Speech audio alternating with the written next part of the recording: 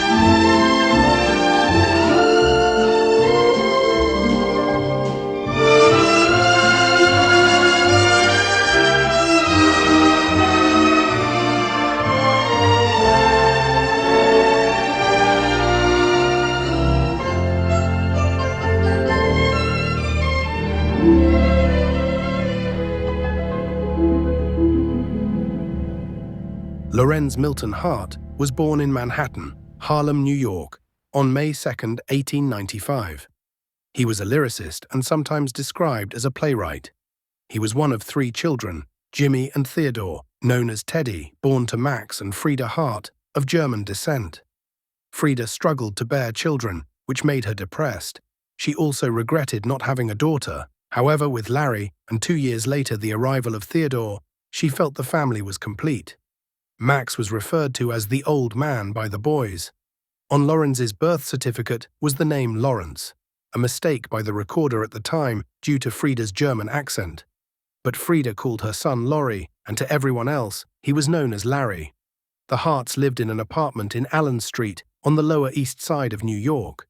The Harts' first son, Jimmy, died in the aftermath of a tenement fire of pneumonia. He was only 9 months old. The family moved a few times and eventually settled at 59 West 119th Street in Harlem, a more affluent area. Larry Hart's father, Max, was a larger-than-life character who was a businessman with interests in railroads and real estate. He was also involved in politics. The house was a lively and open place for friends and relatives, and Larry was spoilt by Max. The boys lived well in Harlem and wanted for nothing. Both Larry and Theodore were educated at private schools. Larry and Teddy were bar mitzvahed at Mount Zion in the Bronx by Rabbi Tinter. Dorothy Hart, who was married to Teddy, was Larry's sister-in-law. She writes about the boys' time living at 59th West 119th Street in Harlem in her biography about Larry Hart, called Thou Swell Thou Witty, The Life and Lyrics of Lawrence Hart. The life of the streets surrounded Teddy and Larry, but they were cushioned by the growing prosperity of Max Hart, who had by then had 2 housemaids, and when the automobile came in, a chauffeur and even a footman. She goes on. Nothing was too good for the flamboyant head of the household or his family. It was a happy environment for Teddy and Larry. They were forever proud to be the boys from Harlem. They were good-natured, active children who found only one embarrassment as they grew up: Papa Max. For though he was warm-loving, enfolding them with wet kisses, Max was also crude, coarse, and outrageous. Max was known to have wandering hands when there were pretty girls in the house and laughing loudly. Max Hart had various business dealings over the years and found himself sailing close to the wind in terms of the law. He was convicted of theft and fraud, but never went to jail after appealing. Richard Rodgers later remembered that Frida's jewelry would be pawned and later bought back when finances improved. Richard Rodgers would later comment that the Harts were unstable, sweet, lovely people. Larry Hart was writing verse as young as 6 and was familiar with the operettas of Gilbert and Sullivan. Larry and Teddy were well acquainted with the theatre at that age, receiving tickets from Willie Hammerstein, who Max Hart had business dealings with. I'm so sad to think that I have had to drive you from your home so coolly. I'd be gaining nothing by complaining. What would Mrs. Grundy say? Her conventions, kindly recollect them. We must please respect them duly. My intrusion needs explaining. I felt my courage waning. Please, I beg, don't mention it. I should not mind a bit, but it has started raining.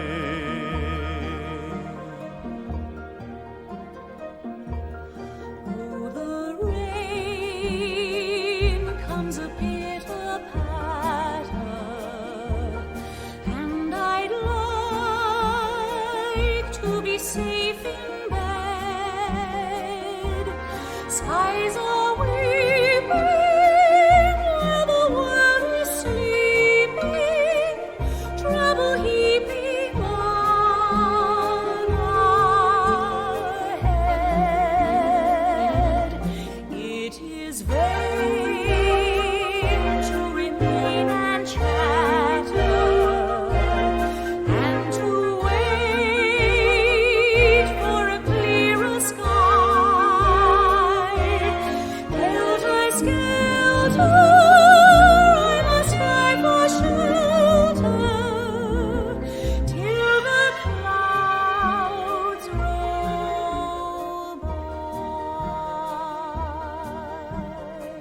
Larry Hart was not athletic and was an avid book reader and attended Columbia Grammar and DeWitt Clinton. Larry went to a summer school called the Weingart Institute in the Catskill Mountains in New York State, which was supported by wealthy German Jewish families. These summer schools were later referred to as summer camps. In later years, Oscar Hammerstein II and Richard Rodgers would also attend these summer camps. Larry loved being at the summer camp and met Sig Herzig, who later became a Hollywood screenwriter and librettist. He comments, I first met Lorenz in 1908 at the Institute. He was 13, and so short that he looked 5 years younger. That is until you talked to him. Then he was 10 feet tall. One of the classmates at the Institute remarked, his brain is so heavy it prevents him from growing in a vertical direction. Sig Herzig recalls that Lorenz at that time was more interested in acting than rhyming and did some acting at the summer school. He comments, He was always assuming the Shakespearean poses of a frustrated actor. Ironically, his brother Teddy turned out to be the actor in the family. Teddy Hart was born on September 25, 1897 in New York, 2 years after Larry. He was a film and stage actor who appeared in such films as Three Men on a Horse in 1936, plays such as Three Men and Inspector General. He was married to Dorothy Lubo, a dancer and columnist. He would later contest Larry Hart's will, and he died in 1971 in California. Larry Hart was very patriotic during the First World War and told his father he was going to enlist. However, he did not serve due to his small stature. Larry Hart had built up heels in his shoes to give him more height, which he called the 2-inch lyres. Gary Marmerstein comments in his biography of the lyricist, A Ship Without a Sail. Hart was all too often referred to as a troll, a dwarf, who, like Toulouse-Lautrec, spent much of his time with his mother and drank in excess. Johnny, get your gun, get your gun, get your gun. Take it on the run, on the run, on the run. Hear them calling you and me, every son of liberty. Hurry right away, no delay, go today. Make your daddy glad to have had such a lad. Tell your sweetheart not to pine, to be proud cowboys in line. Over there, send the word over there, that the Yanks are coming, the drums coming everywhere. So prepare, say a prayer, send the word to beware. We'll be over, we're coming over, and we won't come back till it's over there, over In 1919, Larry Hart was to meet the teenage composer Richard Rodgers. Such a meeting would change their lives forever. It was Phil Levitt who introduced the young Richard Rodgers, sometimes known as Dick, to Larry Hart in the spring of 1919. Phil Levitt was a successful businessman and was a member of the Akron Club, where some of its activities away from sport were putting on amateur theatre shows. Mort Rodgers was also a member who was the brother of Richard Rodgers. Mort had suggested his brother to the club to write tunes for their shows. However, the lyrics were somewhat weak. Richard Rodgers was only 15 at the time when he first started writing for the Akron Club. Phil Levitt recommended Larry Hart, who he had met some time ago at Larry's home. Phil Levitt recalls that first meeting. Dick and I went up to Laurie's, where he greeted us heartily at the door. There was a big cigar stuck in his mouth, which looked a bit out of place, but his welcome was hearty. We walked to the back room, where the Victriola was blasting out Babes in the Wood that was quickly turned off, and preliminaries were over quickly. Laurie went into raptures about Bolton, Woodhouse, and Kern. Then he turned to Dick, asking him to play one or two of his songs. It was love at first hearing. I might have well not been there in the room. The pair of them went into a discussion about music, lyrics, shows, etc., and by mutual agreement they decided to collaborate. It was easy as that. Richard Rodgers would later recall that first meeting in his autobiography, Musical Stages. Larry talked about a lot of things that afternoon, including arcane matters of his trade, such as interior rhymes and feminine endings that I had never heard of before. But what really brought us together was our mutual conviction that the musical theatre, as demonstrated by the pioneering efforts of Bolton, Woodhouse, and Kern, was capable of achieving a far greater degree of artistic merit in every area than was apparent at the time. We had no idea exactly how it could be done, but we both knew we had to try. Having acquired in one afternoon a career, a partner, a best friend, and a source of permanent irritation. Little lady, don't be depressed and blue.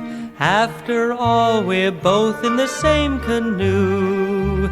Have no fear, can't you see I'm here until our journey is through. Little lady, I will take care of you. Give me your hand, here where we stand. We're off to slumberland.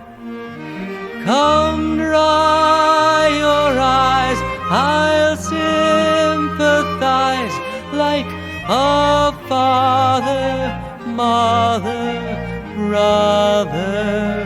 Moonlight is bright, kiss me goodnight, just like a sister should. Then put on your little hood, and we'll both be oh so good, like the babes in the wood. Rodgers and Hart worked in an informal way and went on to work in their respective homes with a piano and Larry just needing a pencil and writing pad. Richard Rodgers would later recall Larry could not wait to get a drink and would raid Max's liquor supply. Rodgers remembers that his mother made a telling prophecy of Larry Hart. When he started drinking during a work session and disappeared, she said, "That boy won't be alive 5 years from now." Here is a short excerpt of them working together, just to give some idea of how they worked. The film is called Makers of Melody, filmed in 1929.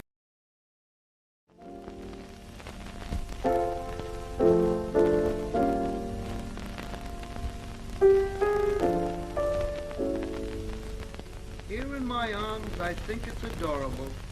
What Here in my arms, I think it's adorable. Too long, Larry, too long. All right, here in my arms, it's adorable. That's better. Now let me try that.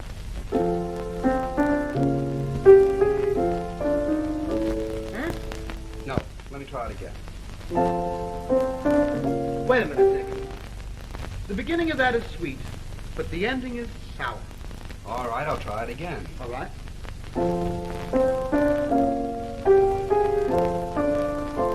That's very nice. Really?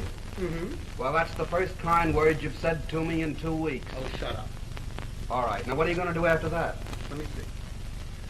Here in my arms, it's adorable, it's deplorable that you were never there.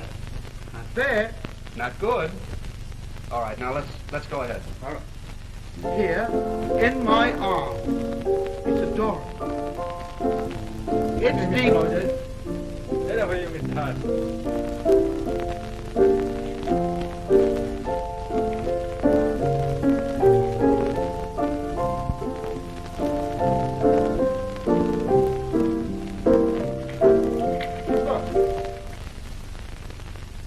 The Girlfriend. That's our title. The Girlfriend. Richard Rodgers writes about the way the pair wrote songs in his autobiography, Musical Stages. Most of the songs Larry and I were writing during this period were in the traditional form of song construction at the time. That is, there would be a verse or lead-in, followed by the refrain or main body of the song. Rodgers goes on to say the length of the song was limited to 32 bars. Rodgers and Hart did not socialize together too much, and away from the theatre, they didn't have much in common. Frederick Nolan writes in his book, Loren's Heart, a Poet on Broadway. Rodgers was what today they call upwardly mobile. He wanted to be part of the smart set in society. Larry couldn't have cared less about all of that. So Rodgers went one way home to West 86th Street. His parents, his girlfriends, and Hart went the other. Back to Harlem and his merry round of booze, cigars, talk, and hangovers. The pair would go on to write shows such as You'd Be Surprised, Fly With Me, You'll Never Know, and Poor Little Ritz Girl. They had their first hit with a song called Any Old Place With You, which was performed in a Broadway show called A Lonely Romeo by Lou Fields. Richard Rodgers would later recall that the song did not have the stuff to be a hit, but what mattered to him was the fact the song was being performed on Broadway, and it got a good reception. Larry Hart was also doing some acting at Columbia University at this time. He did not pursue a career in journalism and dropped out of Columbia University and was employed by United Plays in 1920, which translated German plays into English, and they were affiliated to the Schubert brothers, who were Broadway's leading impresarios. He was paid $50 a week. He didn't need the money. His father, Max, looked after him, and his father always encouraged him in his theatre ambitions. Dorothy Hart writes, There was nothing else Larry could have been but a writer for the theater. He was always an omnivorous reader and a listener to music. He couldn't stand Victor Herbert's schmaltzy music, but he loved Gilbert and Sullivan. He was inspired by P.G. Wodehouse. Just as budding composers of the period were trying to pattern themselves after Wodehouse's partner in the Princess Theater shows of Jerome Kern, the combination of sentiment and acerbity was always there. The poetry was always there. There is a railroad around Lover's Lane, and the conductor is you. My heart goes faster than any old train, right on schedule too. All is ready for our honeymoon, I've a route in view. Our express leaves morning, night, and noon. Travel with me, please do. We'll melt in Syria, freeze in Siberia, negligee in Timbuktu. In dreamy Portugal, I'm gonna court you, gal. Ancient Rome will paint anew. Life would be cheerier on Lake Superior. How would Pekin do? I'm gonna corner you in California, any old place with you. We'll madly fly over hill and down dale in little Cupid's Express. I'm at the throttle and I'll never fail if you answer yes. Come with me and let me be your guide. 1 + 1 is 1. Then our headlights never can collide till life's long road is done. From old Virginia or Abyssinia, we'll go straight to Halifax. I've got a mania for Pennsylvania, even ride in London hacks. I'll call each Budapest, you like in Budapest, oh, for far Peru. I'll go to Helphia or Philadelphia, any old place, any old place, any old place with you. Larry Hart and Richard Rodgers would continue writing songs and librettos, and as Richard Rodgers once recalled, I'm sick of wasting my time with amateur shows, going nowhere. Richard Rodgers came perilously close to going into a different profession altogether. Larry Hart was also tired of amateur shows and nothing in the bank to show for it. However, they were persuaded by Benjamin Kay, a theatrical lawyer, to do a semi-professional show for the Theatre Guild, who were trying to raise money to buy tapestries for the guild. Larry Hart wasn't too keen to do the show in the beginning, but was persuaded by Rodgers to approach the show in a different way from just another review. A short musical book was introduced into the show. It was to be performed at the Garrick Theatre and became known as the Garrick Gaieties in 1925. The Garrick Gaieties was a great success and was eventually elevated from its initial 2 runs to its own run at the Garrick Theatre, replacing The Guardsman, which was occupying the Garrick at the time. It is worth noting that Larry Hart was not slated to do the lyrics to begin with.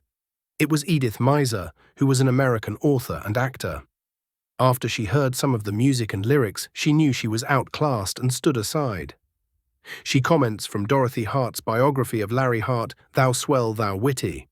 I did have the sense to know when I was outclassed. Those lyrics were so absolutely sensational. I remember Larry Hart coming into the theater. This little bit, almost a dwarf of a man. I had always thought he was the American Toulouse-Lautrec. He was that kind of personality, but an enchanting man. There was one song in the show which was written for another show called Winkletown, called Manhattan. Oscar Hammerstein II was also a collaborator on Winkletown.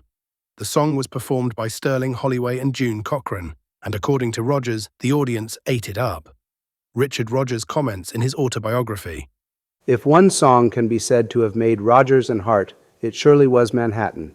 A few years later, Larry and I happened to attend an opening night performance at the Guild Theatre. Larry looked at the 2 tapestries hanging from the side walls and nudged me. "See those tapestries?" He said, "We're responsible for them." I corrected him, "No, Larry, they're responsible for us." Larry Hart would later say he was surprised that the song with its rhymes and intricacy was a hit with the public. There was another song in the show called Sentimental Me, which was also popular as well. The show ran for 6 months, and the song Manhattan has become a staple of the American Songbook and has been performed by many artists with some lyric changes along the way.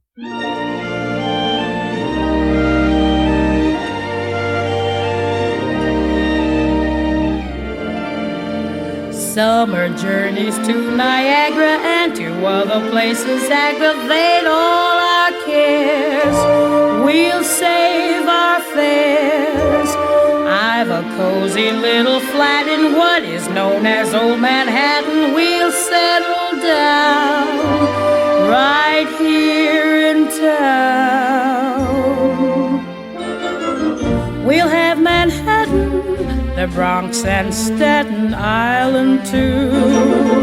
It's lovely going through the zoo.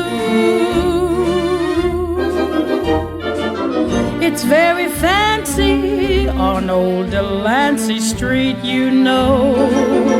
The subway charms us so when balmy breezes blow to and fro. And tell me what street compares with Mott Street in July. Sweet push carts gently gliding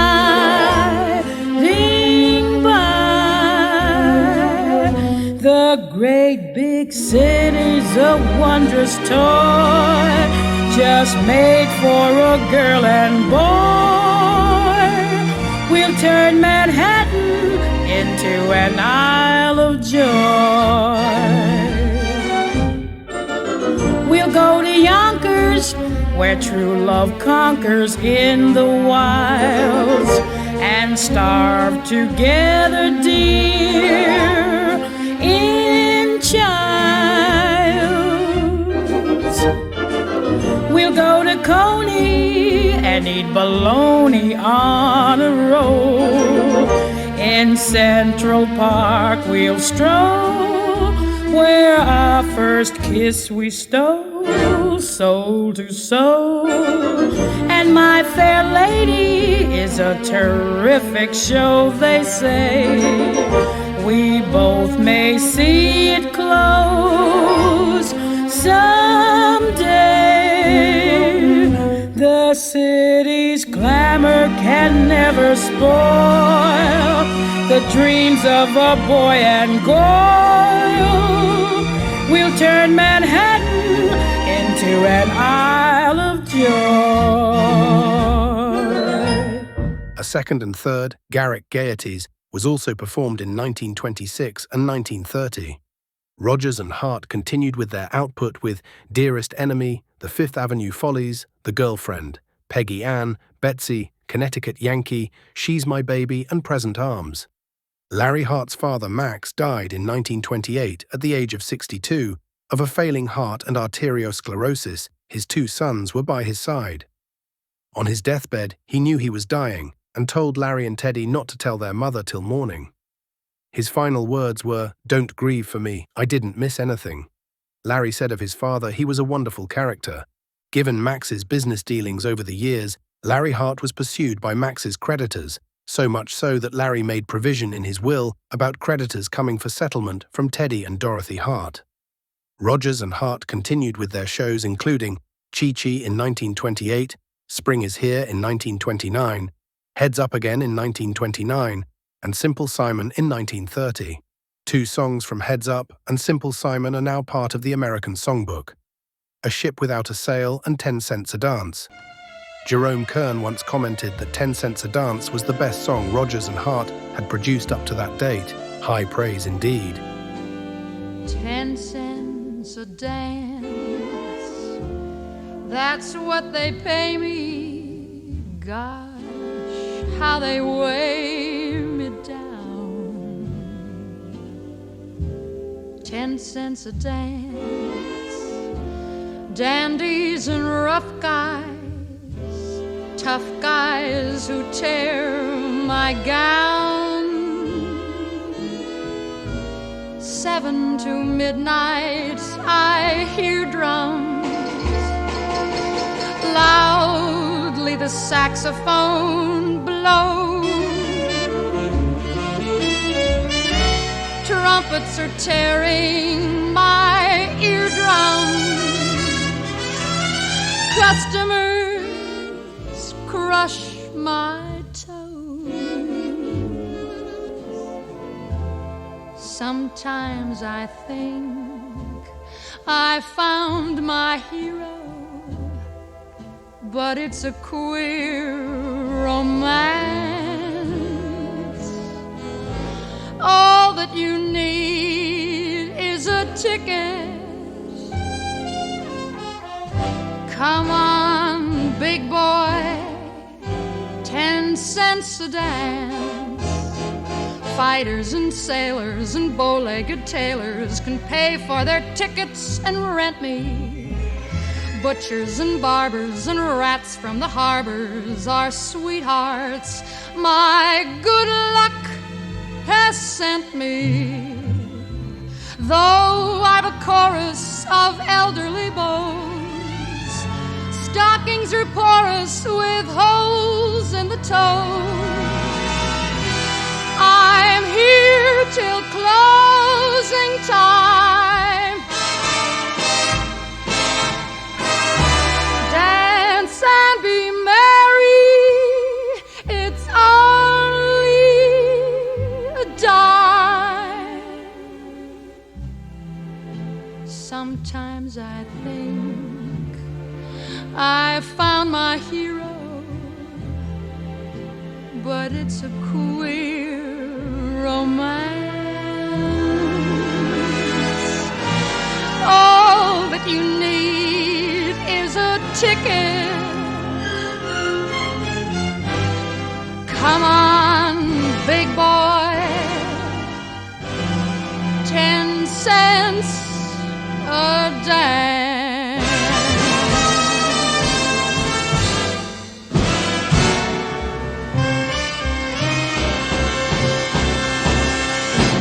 In 1930, Larry arrived in Hollywood with Rodgers and worked on films such as The Hot Heiress in 1931, Love Me Tonight in 1932, Hallelujah, I'm a Bum in 1933 with Al Jolson and Hollywood Party in 1934, The Merry Widow in 1934 again, and Mississippi in 1935.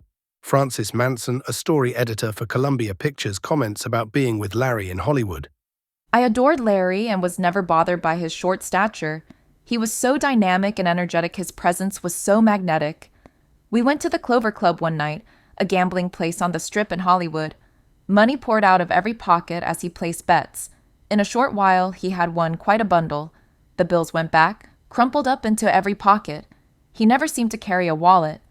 She goes on to say that Larry called her the next day, saying he had lost a lot of money and he didn't remember winning at the club.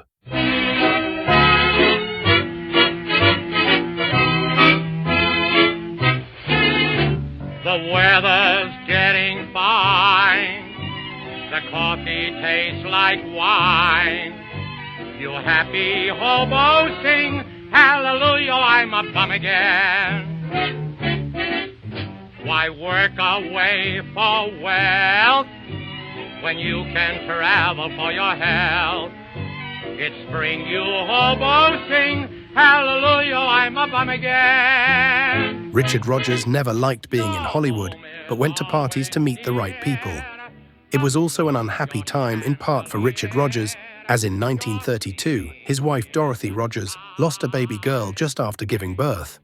Larry, on the other hand, went to parties mainly for the booze, talk and dirty titillating gossip. He lapped it all up. Larry Hart's earnings skyrocketed and he went to numerous bars and gave numerous large parties, all the while spending money like there was no tomorrow. Mel Shower, a friend of Larry from his camp days, and now a Paramount producer, was responsible for getting Rodgers and Hart over to Hollywood in 1930. Mel Shower and Larry lived together in Hollywood, and they would invite friends over for dinner, for example, Maurice Chevalier and Fanny Brice. Mel Shower comments about living with Larry in Hollywood at that time. One night, around 12 o'clock, Larry insisted that we accompany him to a little club on Hollywood Boulevard, called the New Yorker. It was a smallish place, holding probably 40 or 50 patrons. Like everything surrounding Larry at the time, it was fun.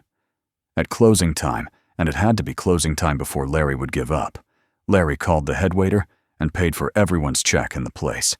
He didn't know anybody there except me and Fanny. This absurd generosity, if it can be called that, was typical of his strange quirks. I believe Larry had to prove himself to be a little over everyone else.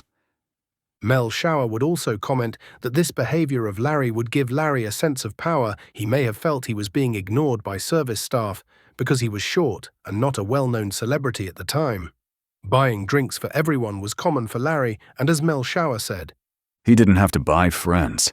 Everybody loved this guy.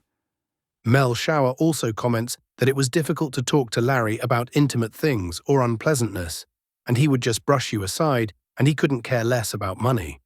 Whilst in Hollywood, Rodgers and Hart had problems with George M. Cohan, a famous playwright, composer, and lyricist who didn't want to work with Rodgers and Hart on the film The Phantom President, and that he was bitter about the changing ways of the theatre, and he would refer to Rodgers and Hart as Gilbert and Sullivan.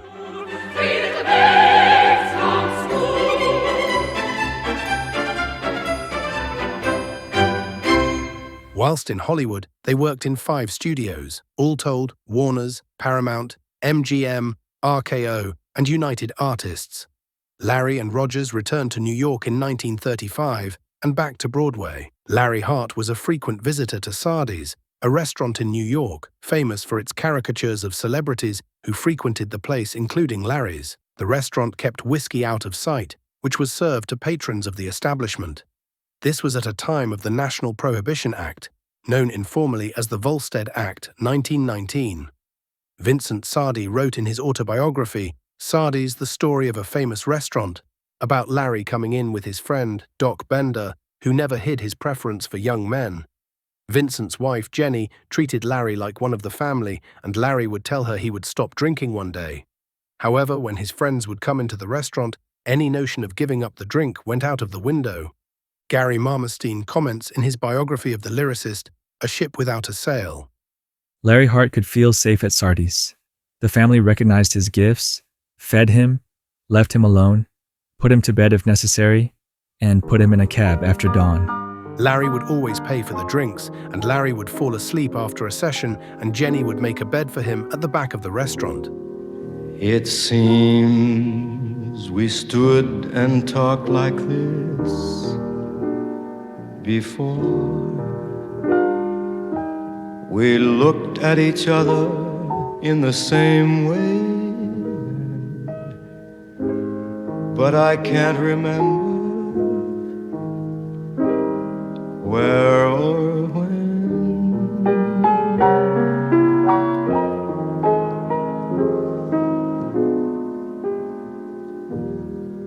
The clothes you're wearing are the clothes you wore. The smile you are smiling, you were smiling then, but I can't remember where or when.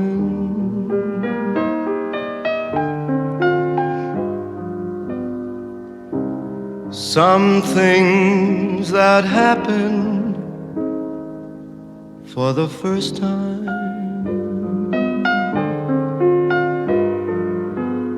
seem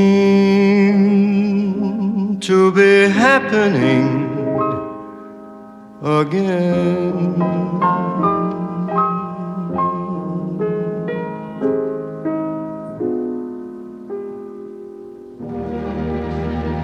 And so it seems that we have met before and laughed before and loved before, but who knows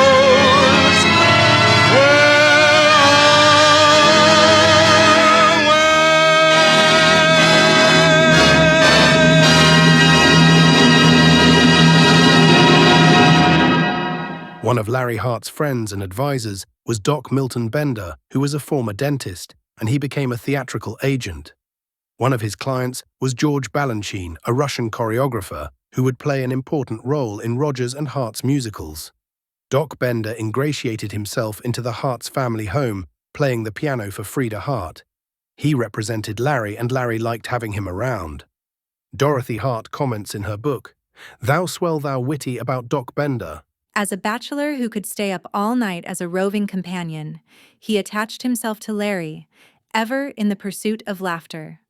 Through Larry, he gained entree to people and places denied him as an unpopular agent. Doc Bender was on occasion removed for being obnoxious and overbearing in his dealings with managers and agents, where he would represent his clients to get the best deals. Doc Bender would later become a beneficiary of Larry Hart's will. Frederick Nolan, in his book, Lauren's Heart, A Poet on Broadway, writes about Doc Bender. Amiable, humorous, and unashamedly homosexual, Bender would have an increasingly pernicious effect on Larry's life.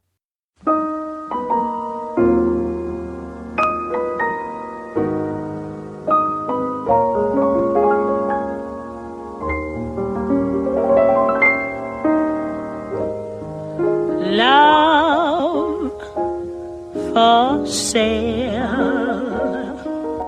He was also unpopular with Richard Rodgers and his wife Dorothy Rodgers, who were offended by Bender's open homosexuality. Perhaps this is why Richard Rodgers never publicly said he knew about Larry's behavior when they were not working together. It could be argued that he found homosexuality obnoxious and unnatural. However, Richard Rodgers loved Larry Hart despite his failings. Like he said in his autobiography, he was a best friend and a source of permanent irritation. Richard Rodgers later commented that Larry had become the errant husband, and he, Dick, had become the nagging wife. It was a struggle to get Larry to work. Doc Bender would go to Larry's parties and bring with him good-looking young men, aspiring to become actors, which suggested he was some kind of a pimp.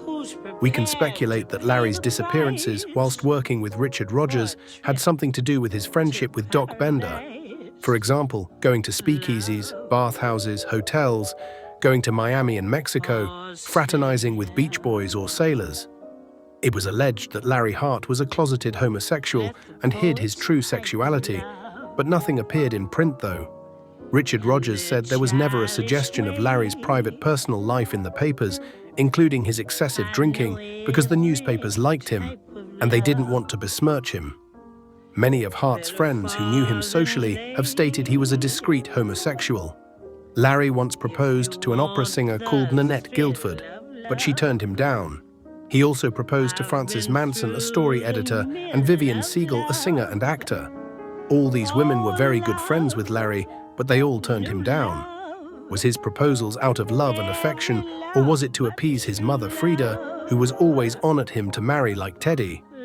Dorothy Hart commented, Unrequited love for Larry was not a bore, but a disaster. Young love for sale. If you want to buy my wares, follow me and climb the stairs. Love for sale.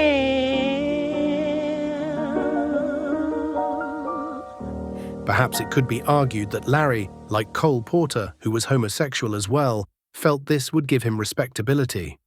Cole Porter married Linda Lee Thomas, a socialite. She knew about Porter's sexual preference, but it was to their mutual advantage in those times. It enabled Linda Lee Thomas more social status, and for Cole Porter it gave him a respectable heterosexual image in a time when homosexuality was mainly hidden and not publicly acknowledged as it is today in the 21st century. Larry Hart and Cole Porter were different people, of course, and it has been argued that Hart was the cleverest of lyricists and Porter the funniest. Hart saw love in a plot where Porter didn't see love. Hart was a hopeless romantic and Porter a satirist. Maurice Chevalier, the French actor, whilst working on the film Love Me Tonight in 1932, told one of his young male assistants to stay clear of Larry Hart because he will try and get into your underwear. Richard Rodgers was once asked about Larry's personal life from the Hollywood Trade magazine in Los Angeles in 1933, the reporter using the accepted language of the period. Mr. Rodgers, I've got to ask you something about Larry. Is it true Larry's a fairy? Richard Rodgers gave a curt response. I never heard that, and if you print it, I'll kill you.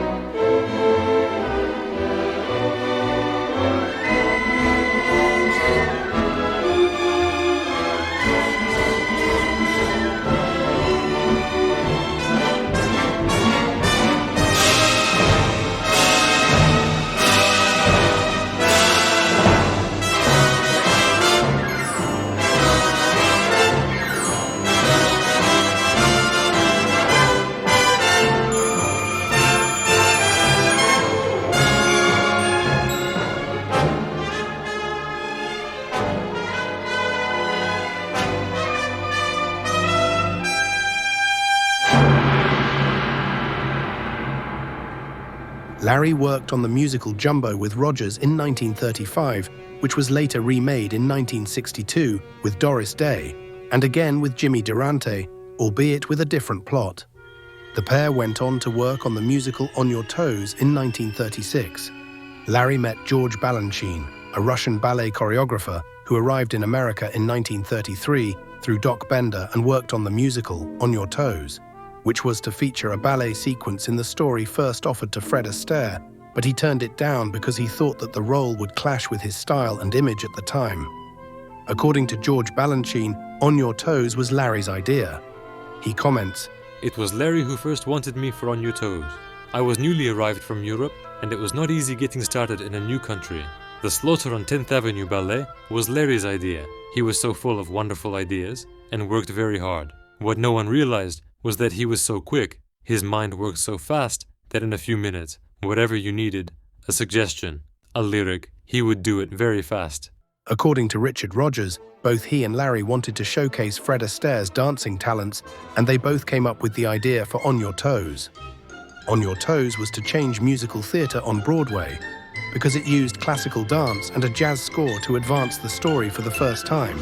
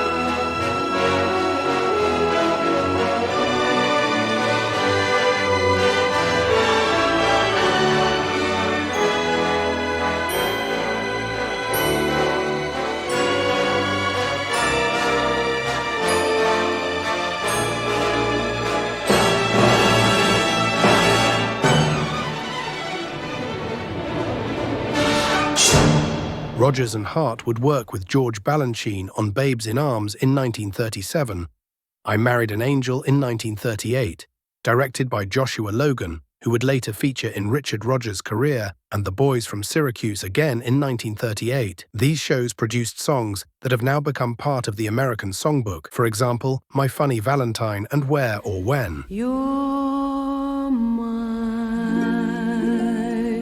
funny Valentine, sweet comic Valentine. You make me smile with my heart.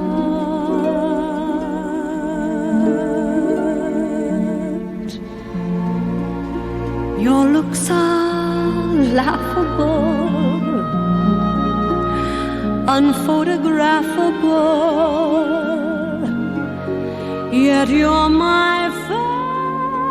favorite work of art. Is your figure less than Greek?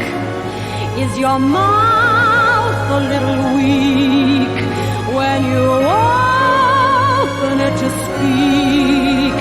Are you smart?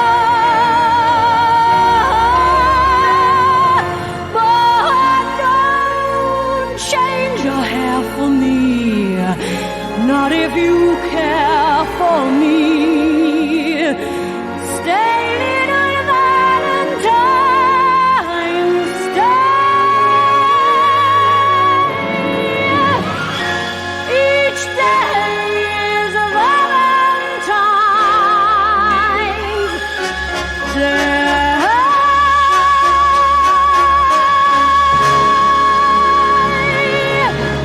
In 1940, Rodgers and Hart wrote the songs for the musical Pal Joey with a book by John O'Hara. It was to give Gene Kelly a major break in his career. The show got a poor review on its first showing, as Gene Kelly recalls. Larry felt certain of a positive reception from the critics, but it didn't happen.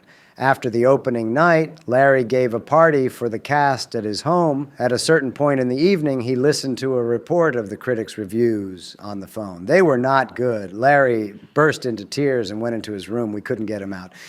Gene Kelly goes on to say that Larry was very hypersensitive, and with all his achievements, he could still be easily affected by poor reviews. Pal Joey proved to be a great success in years to come and produced songs such as Bewitched, Bothered and Bewildered, The Lady is a Tramp, and I Could Write a Book. I've wined and dined on mulligan stew and never asked for turkey, as I hitched and hiked and grifted too, from Maine to Albuquerque. Alas, I missed the Beaux-Arts ball, and what is twice as sad, I was never at a party where they honored Noel Cad. But social circles spin too fast for me. My whole Bohemia is the place to be. I get too hungry for dinner at 8. I like the theater but never come late. I never bother with people I hate. That's why the lady is a tramp. I don't like crap games with barons and earls.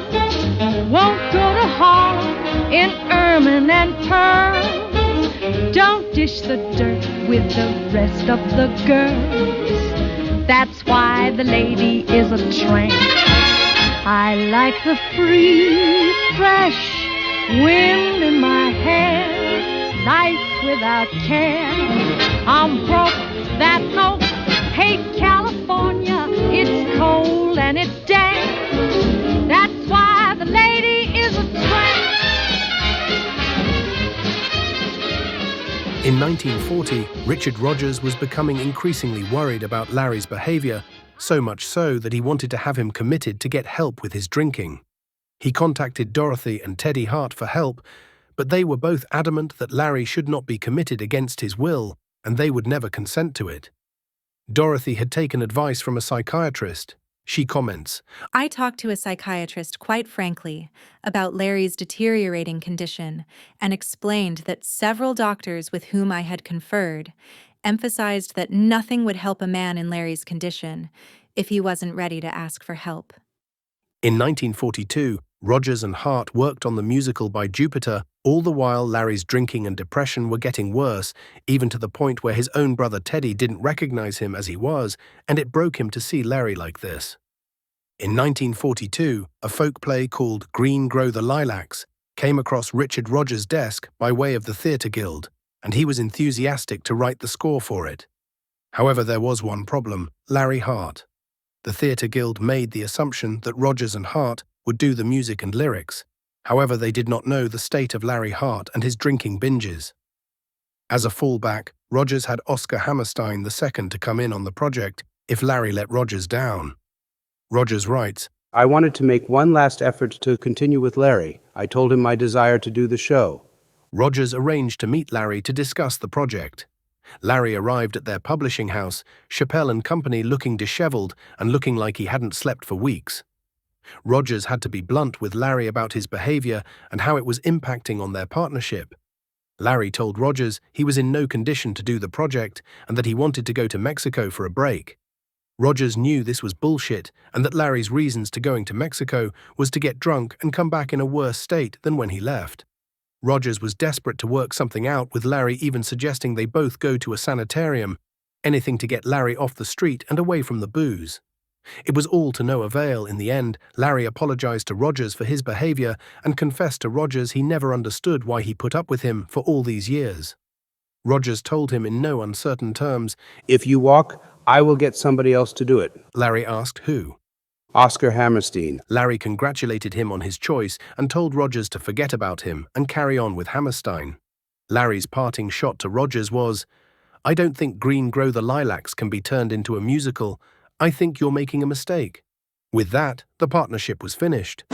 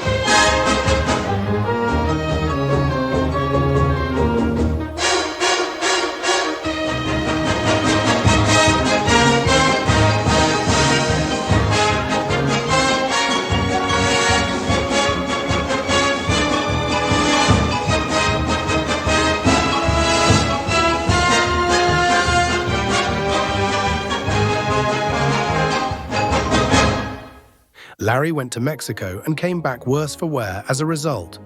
Rodgers and Hammerstein had a great success, with Green Grow the Lilacs now renamed Oklahoma. Larry Hart told Rodgers at a party later, "It was a great show and it will play for many years to come."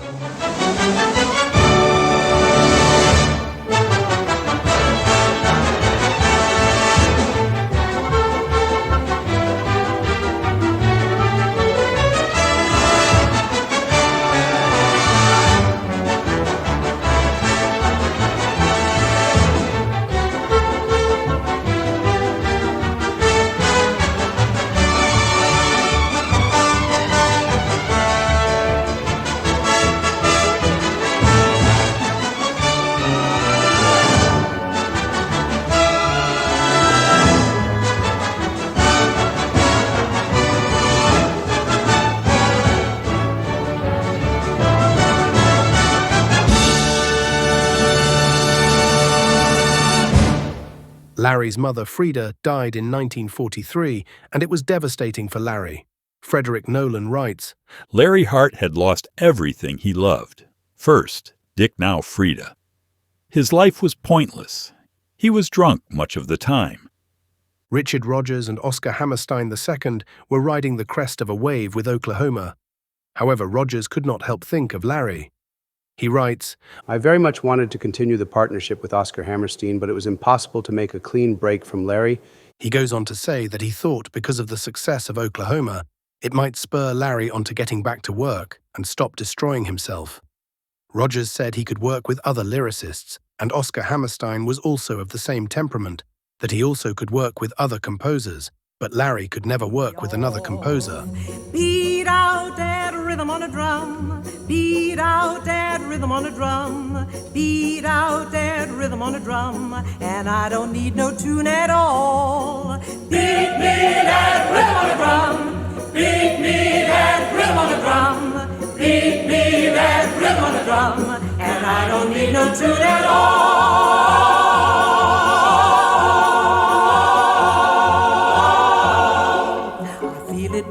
In my bones, it feel like 20 million tom-toms. I know there's 20 million tom-toms beating way down deep inside my bones. I feel it beating in my heart, and then I get a kind of dream. And in my dream it kind of seems there's one big heart in all the world. There ain't but one big heart in all the world. Beat out that rhythm on a drum. Beat out that rhythm on a drum. Beat out that rhythm on a drum. There's one big heart in all the world.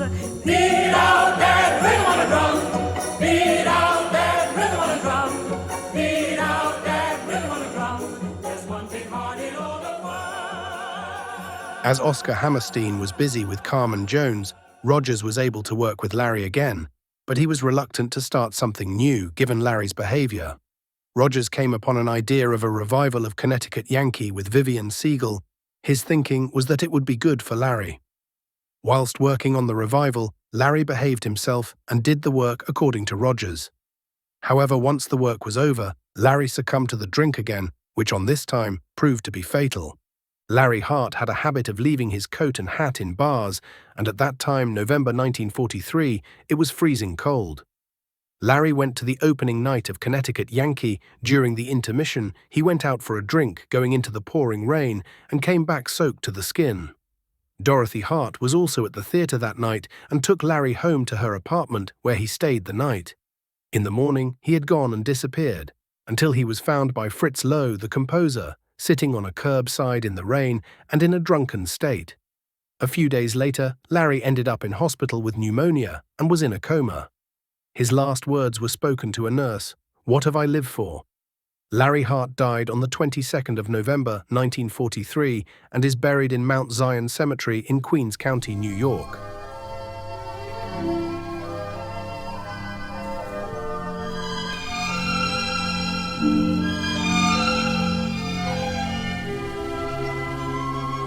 Larry Hart was a complicated man. He suffered greatly from alcoholism, depression, emotional turmoil, and lived in a period where homosexuality was frowned upon. He struggled to accept his appearance and sexuality, and he had to deal with unrequited love. He, along with Richard Rodgers, was able to breathe new life into an art form that was waning, and like Puccini, who brought realism into opera, Larry Hart brought realism into musical theatre with his rhyming and clever lyrics. He was born to do that, and that is what he lived for. He's a fool, and don't I know it? But a fool can have his charms. I'm in love, and don't I show it? Like a babe in arms. Deeply sentimental, and in my opinion, I think his best songs were his sentimental ones. And maybe that's because I'm sentimental. But I don't think Larry ever wrote a lyric as good as Where or When. Men are not a new sensation. I've done pretty well, I think. But this half-pint imitation put me on the blink. I'm wild again, beguiled again, a simpering, whimpering child again, bewitched, bothered, and bewildered am I. The poetry was always there. I had always thought he was the American Toulouse-Lautrec. He was that kind of personality, but an enchanting man. Couldn't sleep and wouldn't sleep. And what would I do if I shouldn't sleep? Bewitched, bothered, and bewildered. Money poured out of every pocket as he placed bets. Am I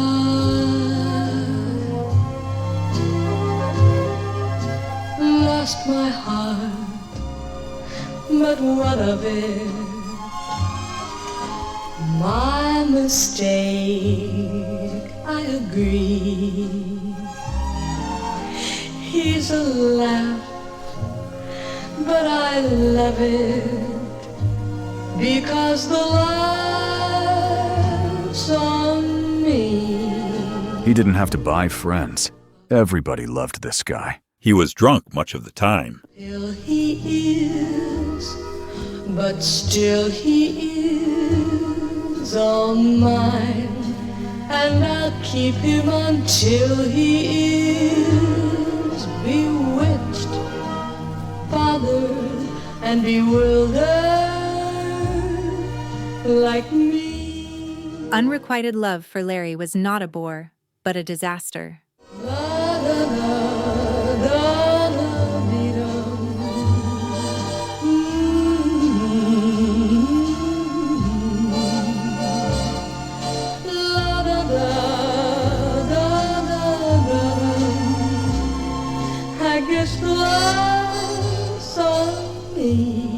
If you walk, I will get somebody else to do it. It was impossible to make a clean break from Larry.